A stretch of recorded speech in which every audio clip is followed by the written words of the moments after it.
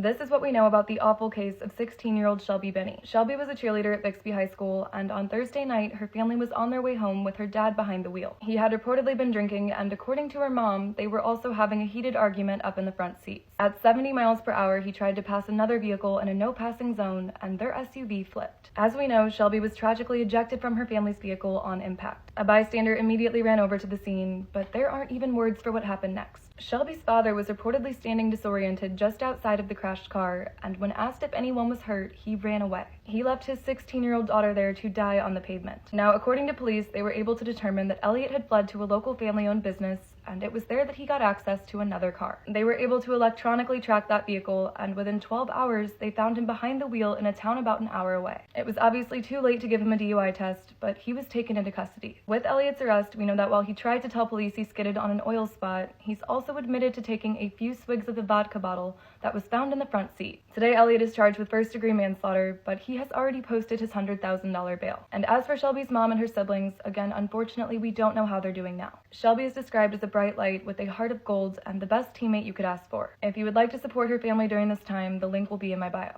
A family of 4 has tragically died in a house fire, but the details of this case are really strange. Around 4 a.m. yesterday morning, a neighbor of the Prusner family woke up to see a glow coming through his window. He said he grabbed a cigarette and a coffee, and then noticed the house next door was on fire. He reportedly tried to get inside and help, but even Ferguson police had to back off several times because of the intensity. As we know, the victims here are Birdie Prusner, her 9-year-old twins Ellie and Ivy, her 6-year-old Jackson, and 2-year-old Millie. This is a Facebook post Birdie made the night before they died, reading, quote, "Making today one of those live each day like it's your last kind of days.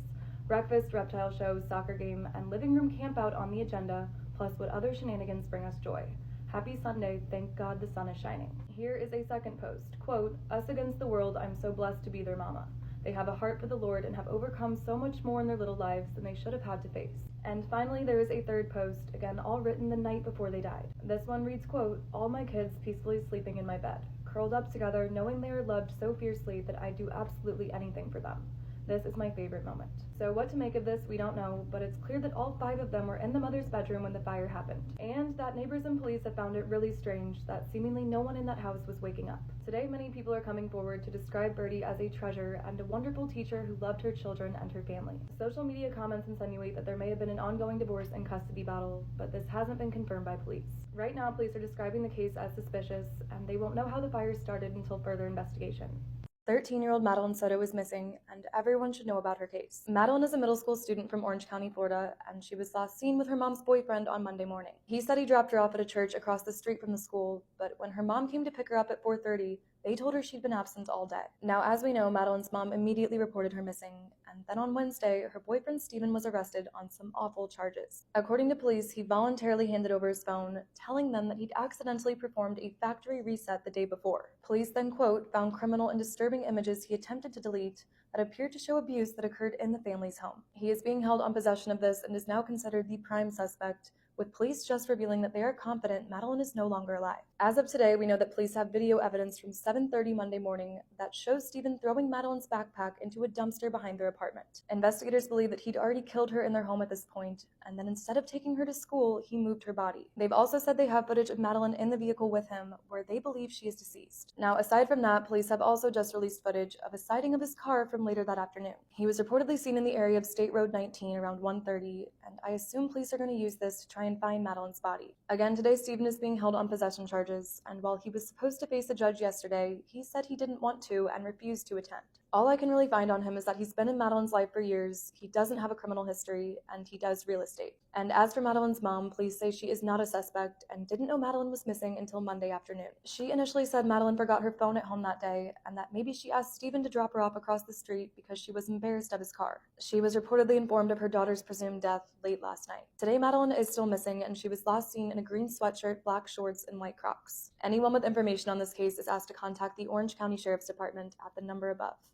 We now know more about what happened to Chase Hunter and Clayton Dorman. If you know the case, you know Chad is facing the death penalty for the murder of his 3 sons. Officials have just released new details, and somehow this has all gotten even worse. On June 15th, they say Chad came home from work early, and he started walking around their house with a Bible. He reportedly just started mumbling that Chad knows what's right, and then he went and got a rifle from their gun safe. This reportedly freaked his wife out to the point that she told him he was scaring her, and that if he didn't stop acting like this, she would call his parents. Now with that, Chad told Laura that he was just joking around, and he went to lie down in the master bedroom. But Laura, quote, didn't want him to be alone, and so she and one of the children went to be with him. They reportedly laid there with him until he pulled out the gun and shot at the child's head. Now, as we know, Laura then immediately called 911, and the operator could actually hear her screaming for the other kids to run. And that's exactly what they all did, but Chad eventually caught up to their second son. He fell to the ground after being shot at from a distance, and according to court documents, his mother saw everything. She actually told police that Chad looked back at her before shooting him again at close range. Now at this point, with two of the boys deceased, Chad's 16-year-old stepdaughter picked up her surviving brother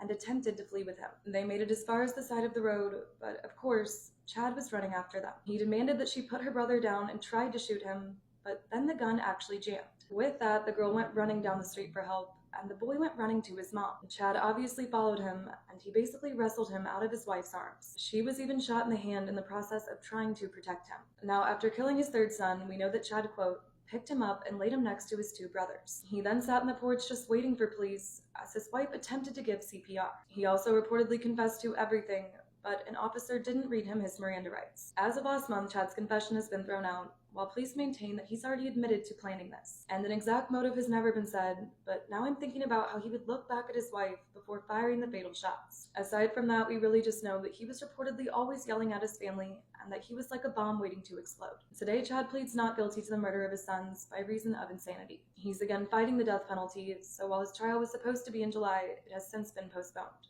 A 23-year-old has been legally euthanized after struggles with her mental health, and now another young woman is next. This is Shanti DeCourt, and with both the support of her doctors and her parents, she has gone through with ending her life. She was 16 and on a school trip when she survived the Brussels airport bombing, but after that, she, quote, was never the same. Now, according to Shanti's parents, she found it impossible to enjoy life after the attack, to the point where she was scared of balloons bursting and was suffering panic attacks from fireworks. This is what reportedly led them to support her decision, with everyone in her life telling her that her disease was incurable. Doctors then, quote, logically granted her request given her state of suffering, and on May 7th, the procedure was performed. And to be specific, this is reportedly a process where you're given a sedative and then a drug that stops your heart. It's actually legal in 5 countries across Europe, and again, now this young woman is following Shanti's lead. 28-year-old Zaraya Beek is from another small town in Germany, and like Shanti, she is struggling with her mental health. In her case, she lives with her boyfriend and her 2 cats, but has been dealing with depression and multiple personality disorder for years. Her doctors have also told her that they have no further treatment options, to which she has said, quote, I have always been clear that if I can't get better, I won't do this anymore. She's reportedly scheduled to be euthanized next month on the couch of she and her boyfriend's home. Now, what we know is that talk of Zaraya's case is leading to controversy on whether or not this should be legal. There is a review panel to determine if an applicant is eligible, and it's then reportedly their job to examine the death and declare that it was done lawfully. But one former member on that panel has said, quote, I entered the review committee in 2005, and I was there until 2014. In those years, I saw euthanasia practice evolve from death being a last resort option to being a default option. So I resigned. He went on to say that this is especially prevalent in young adults with psychological issues, and that doctors are now more easily giving up on their patients. In 2023, there were hundreds euthanized in Germany, with one of them being Shanti. And while one neurologist did make complaints about the decision being made prematurely, the case was then closed after it was found that no violations were made. And as for Zaraya, she's already gotten off of social media ahead of her procedure. She says that things will go something like this. Quote, the doctor really takes her time. It's not that they walk in and say, lay down, please. Most of the time, it's first a cup of coffee to settle the nerves and create a soft atmosphere. Then she asks if I am ready. I will take my place on the couch. She will once again ask if I am sure, and she will start up the procedure and wish me a good journey. Or in my case, a nice nap, because I hate if people say, safe journey. I'm not going anywhere. Hammer coined the phrase, you can't make this stuff up, might have known the story of real-life boogeyman, Albert Fish. A slight, elderly man with grey hair, no one suspected the kindly single father of being sadistic child murderer and cannibal. We now know more about the terrifying murder of 20-year-old Molly Tibbetts. If you know the case, you know that when Molly disappeared, no one could figure out what happened. It was mid-July, so she was actually back home in rural Iowa for the summer and had been house-sitting for her longtime boyfriend. As we know, Molly had plans to go on a run that day, but with it being 86 degrees, she decided to wait until the sun went down. She sent her boyfriend one last Snapchat in her running gear around 7:30, and it was then that she headed out into the cornfields. Now, as the night went on, Molly's boyfriend repeatedly tried to get in touch with her, but he couldn't get a response. He assumed she was just tired and had gone to bed early early, but then the next day, her manager called. It was revealed that Molly was a no-show for work at summer camp, and this was something she would never do. Within hours, family, police, and the entire community were out searching, but they couldn't find a trace as to what could have happened. The FBI was brought in, and they looked at her boyfriend, but he really had been over 100 miles away. Unbelievably, there wouldn't be a lead in the case until mid-August, when a local resident checked his surveillance footage from the day Molly disappeared. When police looked at this footage, they found that at 7:45 p.m., it appeared to be her just briefly running through the corner of the frame. There was a black Chevy Malibu that passed by about 20 seconds later, but while this wasn't strange at first, it then doubled back and drove by the camera again. It appeared to be headed directly for Molly. While police weren't able to obtain a license plate for this car, in a small town, it didn't take long to find it. The next day, on August 16th, an on-duty officer spotted the car on a local road, and he actually followed it until the driver voluntarily pulled over. The man reportedly identified himself as John Gain, but when asked about Molly, he said he had no involvement. The officer, of course, had no evidence against him and had to let him go. From here, police made a trip to the town's dairy farm where John worked, and they found that he had switched vehicles and was now driving his girlfriend's car. He reportedly had zero obligations to coming into the station for questions about this, and after 11 hours of interrogation, he confessed. As John would reveal, his name was actually Christian Rivera, and he had illegally been living in the U.S. for between 4 and 7 years. He ultimately admitted he saw Molly running that evening, and, quote, thinking she was hot, he decided to approach her. That when she ignored him, he started running next to her, but then she pulled out her phone and threatened to call the cops. At this point, Christian says he blacked out, and he has no idea what happened to Molly next. As we know, at least some of Christian's memories came back, because that same day he took investigators to her body. She had tragically died of sharp force injuries, and suffered around 12 stab wounds to the head, neck, and chest. It was also presumed she was assaulted based on missing clothing, but being in the summer heat for weeks, it was too late to tell. At Christian's trial in 2021, he testified that 2 masked men broke into his house that night and forced him to do all of this by threatening his daughter. Thankfully, prosecutors had Molly's DNA in his car, and he was sentenced to life in prison without the possibility of parole. He does repeatedly file appeals and claims his confession was forced, but as of October, the court has ruled to uphold his conviction. And as for Molly, her dad has said, quote, she was my hero, and she continues to inspire people by the example of how she lived her life. If you would like to support her memorial fund, the link will be in my bio.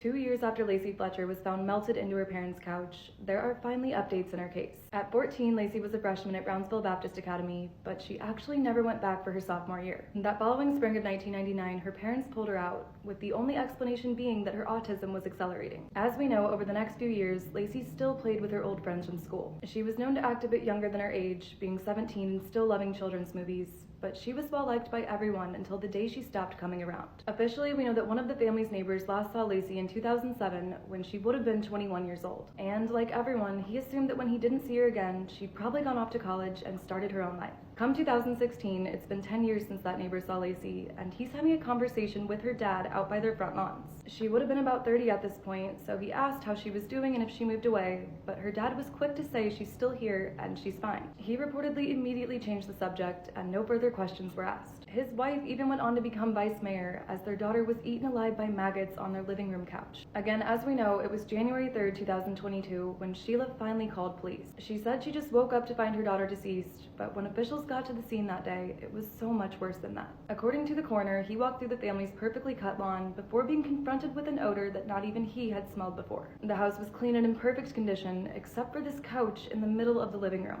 It seemed to just be covered in feces, but upon taking a closer look, it was clear that this was what was left of Lacey. Horribly, Lacey was not found on her parents' couch, but inside of it. She was sitting crisscrossed and buried up to her shoulders in a hole that her body had worn down over 12 years. There were maggots all over her, along with rotten flesh and holes down to the bone. As the coroner packed her into a body bag, her parents reportedly just stood in the kitchen with no explanation as to what could have happened. In the end, an autopsy would report that Lacey died of sepsis due to bone infection, immobility, malnutrition, and severe chronic neglect. She had COVID when she died, and the only thing in her stomach was feces and sofa foam. She weighed 96 pounds at 36 years old, and again, it was estimated that she was on that couch for 12 years. Now, unbelievably, Lacey's parents weren't interviewed by police until 3 weeks later on January 18th. And they said that Lacey had social anxiety and that staying on the couch was a personal choice that she made. That they never brought her to the doctor because she wasn't sick, and they even set up a fresh change of clothes in a toilet next to the couch for when she, quote, was ready to get up. The thing is, Lacey couldn't have gotten up even if she wanted to. A lot of news sources report that she had locked-in syndrome, but she could still swallow and consume food and liquid without a tube. It was actually refuted by the coroner, but I don't think we can know for sure. Today there are a lot of theories as to why Lacey didn't get up,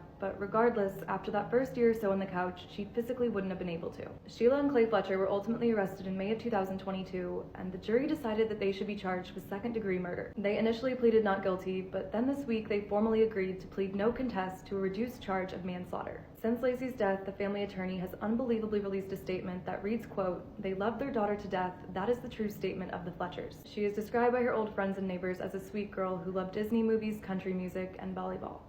More than 50,000 hours have now been spent searching for Sierra Lamar. If you know the case, you know Sierra was taken from her bus stop in Morgan Hill, California. It was already a tough year moving there after her parents' divorce, but she actually had plans that morning to exchange makeup with a new friend before school. She last posted this selfie at 7 a.m. after getting dressed, with her mom already having left for work. As we know, Sierra would have headed out about 10 minutes later for the unmarked bus stop just for her. It was about a half-mile away, but completely surrounded by farmland, and as you can see, kind of in the middle of nowhere. Her bus came by at 7:25 that morning like it always did, but this time the street was empty. Now, come early evening, Marlene came home from work and, of course, couldn't find Sierra anywhere. The initial thought was that maybe she'd gone out with friends, but after calling around, she learned that she was absent all day. Marlene immediately reported her youngest daughter missing, as she would have done like 10 hours before. Now, from here, police finally began their investigation, but while they initially found that Sierra's phone was dead, it suddenly started turning on and off at 3:45 a.m. It's believed that water from the ground tricked the phone into thinking it was charging, and after tracking the pings to a nearby field, officers found it. It was reportedly clear it was thrown out of a moving vehicle, confirming everyone's worst fears. With thoughts of foul play, officers then began to look at offenders in the area, including 250 of them in a 5-mile radius, and Sierra's father. They had reportedly cleared him and were in the process of clearing everyone else when they got their next lead. On Sunday morning, they found more of Sierra's belongings. In a cactus on another nearby property, there was Sierra's pink and black juicy backpack that she left the house with Friday morning. Even worse, when officers opened it up, all of her personal belongings were inside. This included all of the clothing and undergarments she had been wearing that day, leading everyone to believe that at this point,